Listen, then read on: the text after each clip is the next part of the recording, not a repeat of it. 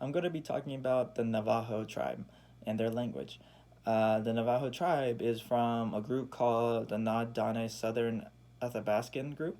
Um, that was pretty much one of the main groups back then, but there was also a lot of different type of ethnic groups out in North America during the time.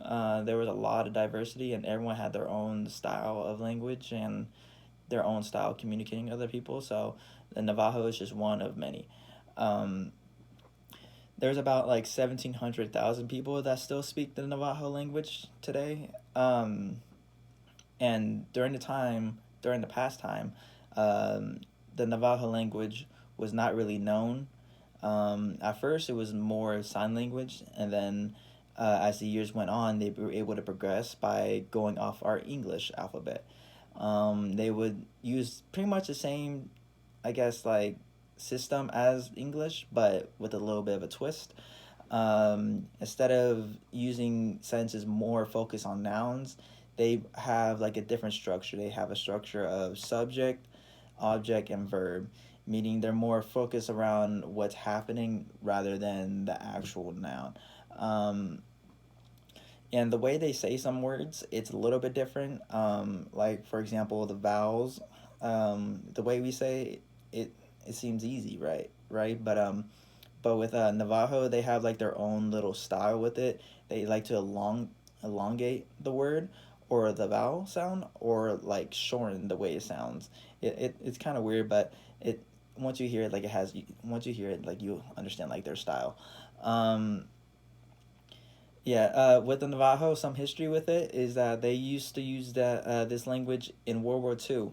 The reason why is because during World War II, a lot of Japanese forces will start to understand language and understand English, and so the Navajo language was used to help like code messages, phone calls, just so they won't give any intel to enemy forces. Um, Around like the 16 to 1700s, after the war was settling down, it was over.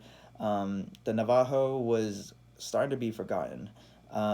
Reason why is because a lot of things were like improving, and a lot of English uh, learners were coming to North America, and were forgetting about the Navajo language. And so during like anytime past the 70s, it was very unknown about the Navajo language, and it's rare for you to interact with someone that know how to speak it. Currently, there are a couple of states in the southern western side of the United States, like Arizona and New Mexico, that still teach their students about the language. For example, there is a school in Arizona that has a school just meant for students to learn the Navajo language. I think it's once they hit the third grade, they're actually taught English. So they're when they go to that school, they be able to be bilingual in two different languages, which is pretty amazing because it's good to keep old languages like that are used in our history, and keep the tradition going, just so it won't be forgotten. Um, and yeah, Navajo is pretty much the same thing as English in its own style. Not like the words, they're kind of different. It has like different little accents on them and stuff like that. But pretty much Navajo goes off our English alphabet.